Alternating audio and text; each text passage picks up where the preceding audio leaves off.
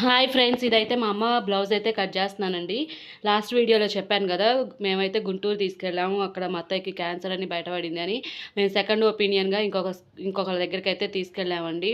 వాళ్ళైతే first biopsy చేసిన తర్వాత ఆపరేషన్ అనేది చేస్తామని చెప్పారు. అది క్యాన్సర్ అయితే ఎన్నో స్టేజ్లో ఉందని తెలుసుకోవటానికి ఆయన్ని అన్నారండి. కానీ మాకు భయం వేసి మేము ఏపీలో సెకండ్ ప్లేస్లో ఉందని బసవ తారకం హాస్పిటల్కి అయితే తీసుకెళ్ళామండి. అక్కడైతే అన్ని టెస్టులు అయితే చేశారు. టెస్టులు అన్నీ చేసి ఇంకా ఆపరేషన్ అయితే చేస్తామని చెప్పారు. సరే అని చేయించామండి. ఎందుకంటే ఆమెకి లేట్ అయ్యే కొద్దీ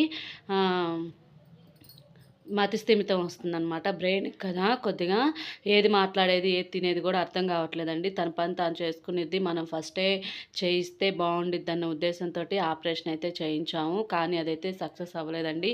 ఒక ఆపరేషన్ అనుకుంటే 4 ఆపరేషన్లు అయినాయి. నెక్స్ట్ వీడియోలో కంటిన్యూ చేస్తాను వీడియోని. ప్లీజ్ నా వీడియో సబ్స్క్రైబ్ చేయండి, లైక్ చేయండి.